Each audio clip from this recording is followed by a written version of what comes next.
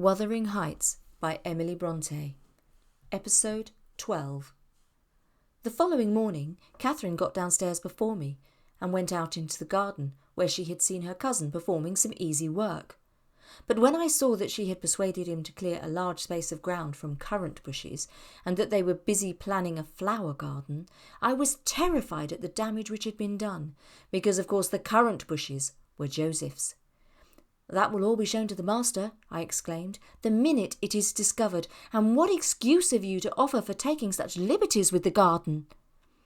"I'd forgotten they were Joseph's," answered Earnshaw, rather puzzled. "But I'll tell him I did it." We always ate our meals with Mr. Heathcliff, and we had nearly finished when Joseph appeared at the door, revealing by his quivering lip and furious eyes that the outrage committed on his precious shrubs had been detected. "Now they've taken my garden from me," he cried. "Master, I cannot stand it." "Is the fool drunk?" asked Mr. Heathcliff. "Hareton, is it you he's finding fault with?" "I've pulled up 2 or 3 bushes," replied the young man, "but I'm going to set them again." "And why have you pulled them up?" said the master. "We wanted to plant some flowers there," said Catherine. "I'm the only person to blame, for I wished him to do it. You shouldn't grudge a few yards of earth when you have taken all my land." "Your land? You never had any," said Heathcliff. "And my money," she continued, returning his angry glare. "Silence!" he exclaimed. "Get done and be gone." "And Hareton's land and his money. Hareton and I are friends now, and I shall tell him all about you." The master grew pale and rose up with an expression of mortal hate. "If you strike me, Hareton will strike you," she said. "If Hareton does not turn you out of the room, I'll strike him to hell," thundered Heathcliff. "Damnable witch! Dare you pretend to rouse him against me? Off with her! Do you hear? Fling her into the kitchen. I'll kill her, Ellen Dean, if you let her come into my sight again." Hareton tried to persuade her to go. "Drag her away!" Heathcliff cried savagely. "He'll not obey you, wicked man, any more," said Catherine, "and he'll soon detest you as much as I do." "Hush, hush," muttered the young man reproachfully. "I'll not hear you speak so to him. Have done." "But you won't let him strike me," she cried. "Come then," he whispered earnestly. But it was too late. Heathcliff had caught hold of her. "Accursed witch! This time she has provoked me when I could not bear it, and I'll make her repent it forever." His black eyes flashed. He seemed ready to tear Catherine in pieces, when all of a sudden his fingers relaxed, and he gazed intently in her face. Then he drew his hand over his eyes, stood a moment to collect himself, and said with assumed calmness, "You must learn to avoid putting me in a passion, or I shall really murder you some time. And as to Hareton, Earnshaw, if I see him listen to you, I'll turn him out. Your love will make him a beggar. Nelly, take her, and leave me, all of you, leave me." Mr. Heathcliff had the room to himself till dinner. I had counselled Catherine to dine upstairs, but as soon as he perceived her vacant seat, he sent me to call her. He spoke to none of us, and went out directly afterwards. The 2 new friends established themselves in the house during his absence. I heard Hareton check his cousin on her offering a revelation of her father-in-law's conduct to his father by asking how she would like him to speak ill of her father. And then she comprehended that Earnshaw was attached by ties stronger than reason could break, which it would be cruel to attempt to loosen. I don't believe she has ever breathed a syllable in Hareton's hearing against her oppressor since. When this slight disagreement was over, they were friends again, and as busy as possible in their several occupations of pupil and teacher. You know, they both seemed my children. I had long been proud of one, and now the other's honest, warm, and intelligent nature shook off rapidly the clouds of ignorance in which it had been bred. His brightening mind brightened his features. Dusk drew on, and with it returned the master. He came upon us quite unexpectedly and had a full view of them. They lifted their eyes together to encounter Mr. Heathcliff. Their eyes are precisely similar, and they are those of Catherine Earnshaw. With Hareton, the resemblance then was particularly striking because his mental faculties were awakened to unusual activity. I suppose this resemblance disarmed Mr. Heathcliff. He walked to the hearth in evident agitation, signing Catherine and Hareton away, but he bid me to sit still. "It is a poor conclusion, is it not?" he observed. "An absurd termination of my violent exertions. I work to demolish the 2 houses, and when everything is ready and in my power, I find the will to do so has vanished. My old enemies have not beaten me. Now would be the precise time to revenge myself on their representatives. I could do it, and none could hinder me. But where is the use? I can't take the trouble to raise my hand. I have lost the faculty of enjoying their destruction, and I am too idle to destroy for nothing. Nelly, there is a strange change approaching. I'm in its shadow at present.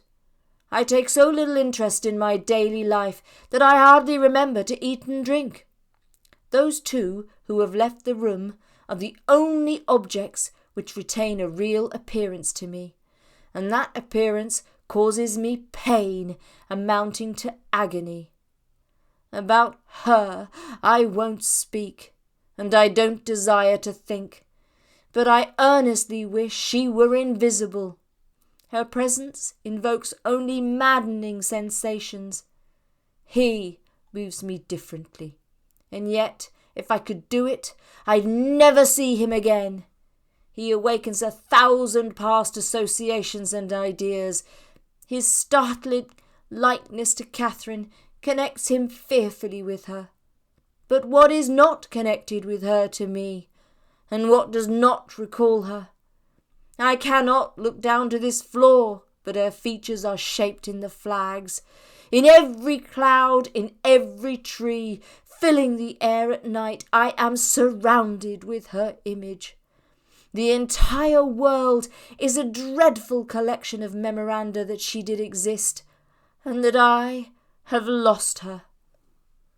"But what do you mean by a change, Mr. Heathcliff? You have no feelings of illness, have you?" I asked. "No, Nelly, I have not," he answered. "Then you are not afraid of death?" I pursued. "Afraid? No," he replied. "Why should I be? And yet I cannot continue in this condition. I have to remind myself to breathe. I have a single wish, and my whole being is yearning to attain it.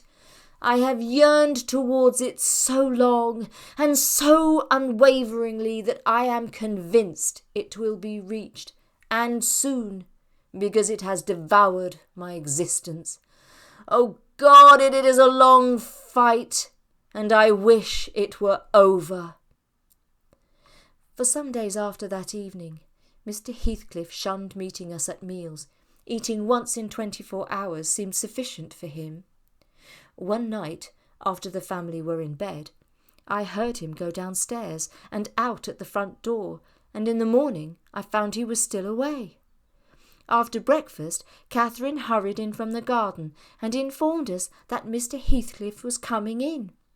"But he looks so different from his usual look," she added. "How?" asked Hareton. "Why, bright and cheerful, very much excited, and wild and glad," she replied. I was as surprised as she was, for to see the master looking glad would not be an everyday spectacle. Heathcliff entered. He was pale, and he trembled, yet certainly he had a strange, joyful glitter in his eyes. "Will you have some breakfast?" I said.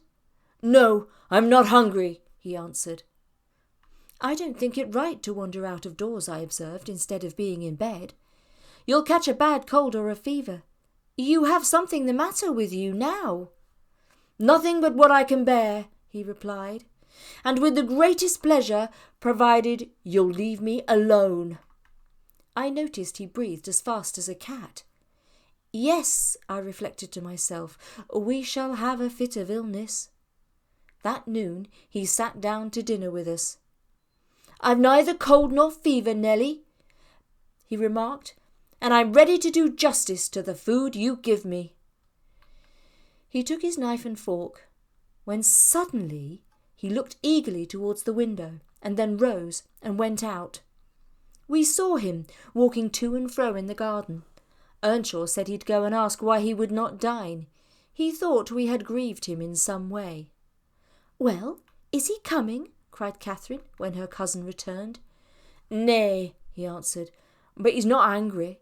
He seemed rarely pleased, indeed, only I made him impatient by speaking to him twice, and then he bid me be off to you. He wondered how I could want the company of anybody else." After an hour or two he re-entered, in no degree calmer, the same unnatural appearance of joy, his frame shivering, not as one shivers with chill or weakness, but as a tight, stretched cord vibrates. I will ask what is the matter, I thought.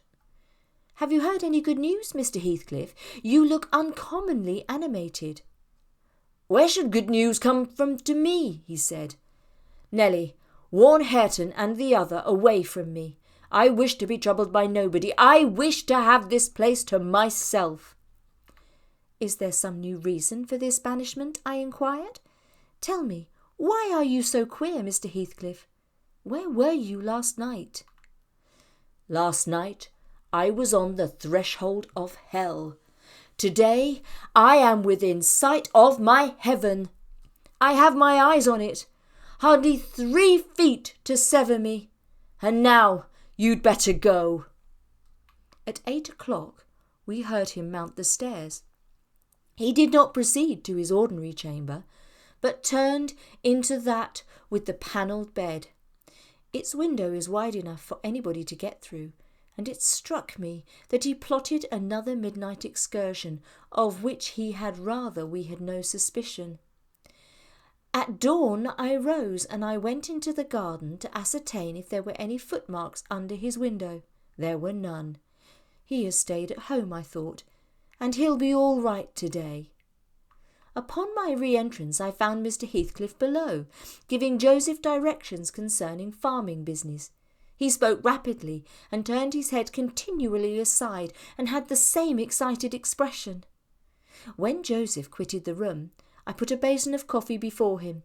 He looked at the opposite wall, as I supposed, with glittering, restless eyes, and with such eager interest that he stopped breathing for half a minute at a time.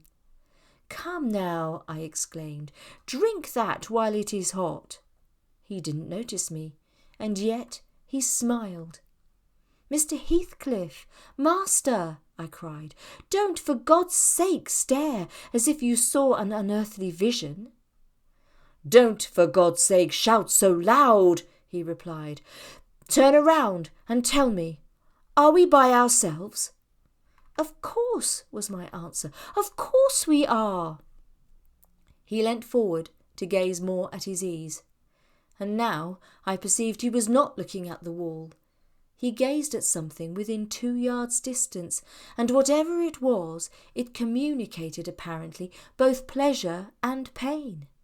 The fancied object was not fixed either.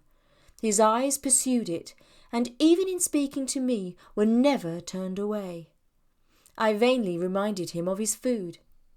If it stretched his hand out to get a piece of bread, his fingers closed before they reached it and remained on the table, forgetful of their aim. I sat trying to attract his attention till he grew irritable, got up, left the house, and disappeared through the gate.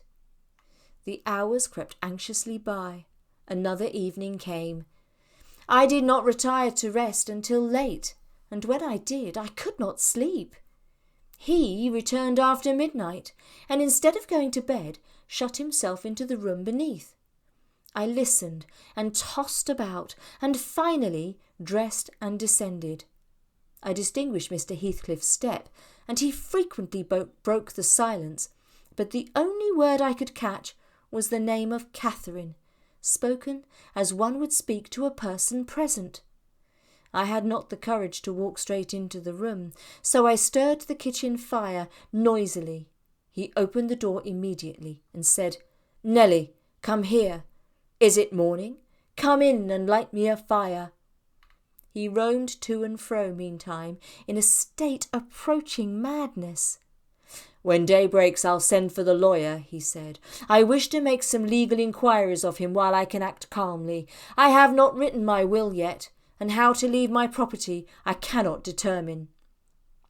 "I would not talk so, Mr. Heathcliff," I interposed. "Let your will wait. You'll be spared to repent of your many injustices yet. The way you've passed these last 3 days might make a giant ill. Do take some food and some rest. You are like a person starving with hunger and going blind with loss of sleep." "It is not my fault that I cannot eat or rest," he replied. "I'll do both as soon as I possibly can, but you might as well bid a man struggling in the water rest within arm's length of the shore. I must reach it first, and then I'll rest. Well, never mind the lawyer. As to repenting of my injustices, I've done no injustice, and I repent of nothing. I'm too happy, and yet I'm not happy enough." "Happy, master?" I cried. "Strange happiness if you would hear me without being angry. I might offer some advice that would make you happier." "What is that?" he asked. "Give it." "You are aware, Mr. Heathcliff," I said, "that from the time you were 13 years old you have lived a selfish, unchristian life.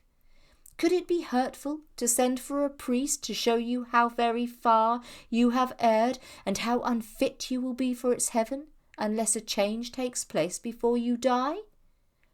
"I'm rather obliged than angry, Nelly," he said, "for you remind me of the manner in which I desire to be buried.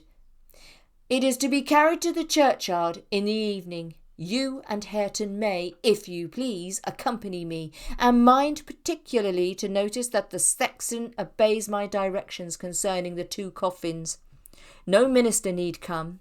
I tell you I have nearly attained my heaven, and that of others is altogether unvalued by me." As soon as he heard the other members of the family stirring, he retired to his den, and I breathed freer. But in the afternoon he came into the kitchen again, and with a wild look bid me come and sit in the house. He wanted somebody with him. I declined, telling him plainly that his strange talk and manner frightened me. "I believe you think me a fiend," he said, with his dismal laugh, and then turning to Catherine, "Will you come? I'll not hurt you. No, to you I've made myself worse than the devil. Well, there is one who won't shrink from my company. By God, she's relentless. Oh, damn it! It's too much for flesh and blood to bear, even mine." At dusk he went into his chamber. Through the whole night and far into the morning we heard him groaning and murmuring to himself. Hareton was anxious to enter, but I bid him fetch Dr. Kenneth. And when he came, I requested admittance and tried to open the door. I found it locked, and Heathcliff bid us be damned. He was better and would be left alone, so the doctor went away. The following evening was very wet. It poured down till day-dawn, and as I took my morning walk around the house, I observed the master's window swinging open, and the rain driving straight in. I thought he must be either up or out, and went boldly to look. Having succeeded in obtaining entrance with another key, I ran to unclose the panels, for the room was vacant. Quickly pushing them aside, I peeped in. Mr. Heathcliff was there, laid on his back. His eyes met mine so keen and fierce I started. I could not think him dead, but his face and throat were washed with rain. The bedclothes dripped, and he was perfectly still. The window, flapping to and fro, had grazed one hand that rested on the sill. No blood trickled from the broken skin, and when I put my fingers to it, I could doubt no more. He was dead and cold. We buried him as he had wished. Earnshaw and I, the sexton, and 6 men to carry the coffin, were the whole attendance. At present it is as smooth and green as its companion mounds, and I hope its tenant sleeps as soundly. But the country folks, if you ask them, would swear that he walks. There are those who speak to having met him near the church, and on the moor, and even within this house. Idle tales, yet Joseph says he has seen the 2 of them looking out of his chamber window on every rainy night since his death. And an odd thing happened to me about a month ago. Just at the turn of the heights, I encountered a little boy with a sheep and 2 lambs before him. He was crying. "What is the matter, my little man?" I asked. "There's Heathcliff and a woman over there," he blubbered, "and I dare not pass them." I saw nothing, but neither the sheep nor he would go on. I don't like being out in the dark now, or being left by myself in this grim house. I shall be glad when they leave it and shift to the Grange. Mrs. Dean paused her story. "They are going to the Grange, then?" I asked. "Yes," answered Mrs. Dean, "as soon as they are married." "And who will live here, then?" "Why, Joseph will take care of the house, and perhaps a lad to keep him company. They will live in the kitchen, and the rest will be shut up." At that moment the garden gate swung to. The Ramblers were returning. "They are afraid of nothing," I said, watching their approach through the window. My walk home was lengthened by going to the church, and I soon discovered the 3 headstones on the slope next to the moor. The middle one grey and half buried in heath, Edgar Linton's with grass creeping up its foot, Heathcliff's still bare. I lingered round them under that gentle sky, listened to the soft wind breathing through the grass, and I wondered how anyone could ever imagine unquiet slumbers for the sleepers in that quiet earth.